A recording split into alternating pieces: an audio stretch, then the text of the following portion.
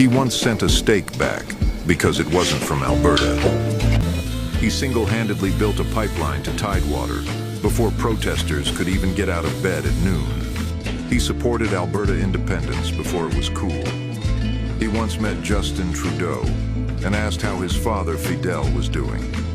His kids learned to drive on gravel in reverse. He once hummed a tune at sunrise. By noon, it was Alberta's new national anthem. He won the Calgary Stampede bull riding title while signing the referendum petition mid-ride. He owns more firearms than the Canadian military. He considers it a modest collection. He showed up to the Freedom Convoy late and still got to Ottawa first. He doesn't follow political parties. They realign around him. He's been to weddings, funerals, and town meetings, all in the same shirt. He doesn't want to fix Canada. He wants to free Alberta. He is the most Albertan man in the world.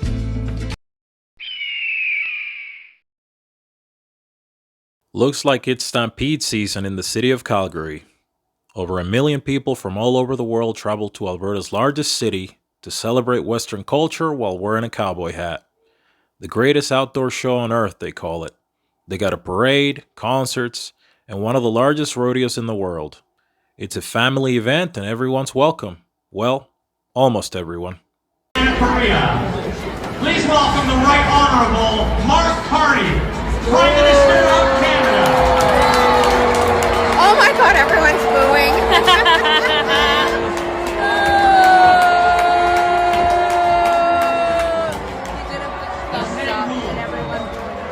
Would you look at that?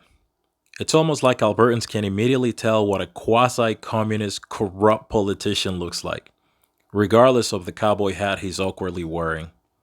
God, I love Alberta. So this guy walks out to a packed stadium wearing a smile faker than gas station sushi and is introduced to the crowd and they immediately start booing him. It sounds like the guy who introduced him tried to make Carney feel better by saying that the crowd is chanting the word "who" or something like that. Reminds me a little bit of a similar situation we witnessed a few years back at another outdoor event attended by a different corrupt politician. All of our partners, oh my God, it's just such an unbelievable moment. Brandon, you also told me, as you can hear the chants from the crowd, let's go Brandon. Brandon, you told me you were going to kind of hang back those first two stages and just watch and learn what did. We all know what the crowd was chanting. Even the guy being interviewed knew what they were chanting. But the fake news media, bless their heart, they just can't help themselves. They have to come up with a lie to protect their guy. That's just how they operate. I saw you across the room. At Calgary's famous Stampede, Prime Minister Mark Carney met Alberta's Premier, took lots of selfies, and tried to figure out how to flip a pancake. There are certain things in my job I'm better at. But one thing Carney hopes he is good at, stemming a rising tide of Alberta's separatism. Part of the conversation is about the amazing opportunities for Alberta today and for Canada today to build. And that's everything from building homes to building new pipelines, it's building carbon capture, it's building new forms of energy. Carney told Global Calgary's Joel Senek that he understands the frustration some in Alberta have. Carney grew up, after all, in Edmonton. I take things seriously. When people have problems, when people have concerns or grievances, I take them seriously. You know, you can just tell when someone's never been in front of a grill or a stove in his life. That's the look this guy has. The news are saying that he came out to Alberta because he's concerned about the rising separation talk in the province, and his goal was to show Albertans that he's one of us, and he's going to try to help Alberta grow economically and some other empty political blather. It's all a show, obviously. He came here for the photo ops, because if he didn't show up, then that further confirms what many of us already know, that Ottawa doesn't care about Alberta, so they need to at least pretend to keep things under control. It does give me hope to see the reception he got when he walked out, though. Within the next 2 weeks, we're going to be issuing a draft interim constitution for an independent Alberta so that Albertans can understand how much more their rights will be protected and respected in an independent Alberta, as opposed to the mess that we've got right now with a Westminster Parliament in Edmonton and a Westminster Parliament in Ottawa that have no respect for us as citizens because they regard us as subjects and that we don't have rights. We have mere privileges that they can override anytime they want. So here's something the government paid media won't be rushing to tell you. In the next couple of weeks, the Alberta Prosperity Project is set to release a draft constitution. Now, this isn't some recycled version of the mess we have under the Westminster system. This is something bold, built to actually protect people's rights, not just hand them out like candy when the government feels generous. We've all seen what happens when rights are treated like privileges. Just look at how Ottawa trampled on peaceful protesters during the trucker convoy, froze bank accounts, crushed dissent, and then patted themselves on the back for it. I've had a chance to speak with folks at the APP directly. This draft will include things like property rights, and yes, the right to keep and bear arms. A far cry from the Canadian model where your rights come with an asterisk and a federal override. Now, to be clear, it's still a draft.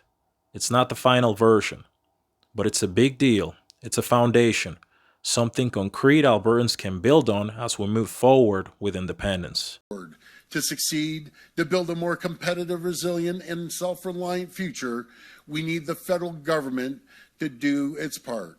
We need the federal government to cut red tape and bring regulatory certainty so Canada can attract the kind of private sector investments that will be critical to build this energy and trade infrastructure.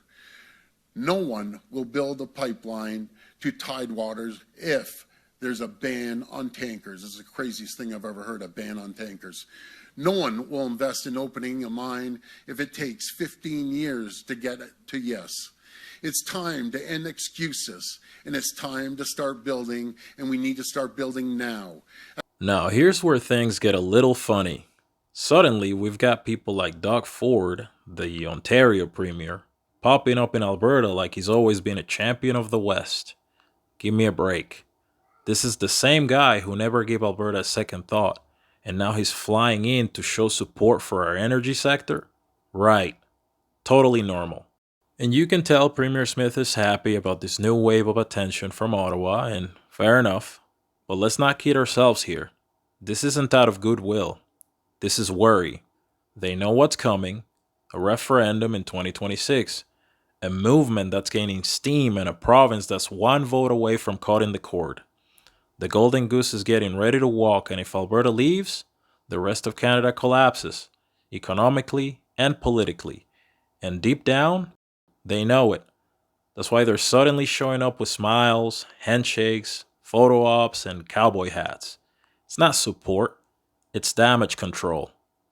All right, thanks for watching. Thank you for subscribing. Special thanks to those of you who have donated to this project. It is much appreciated, and it helps me continue making videos. See you on the next one. Peace.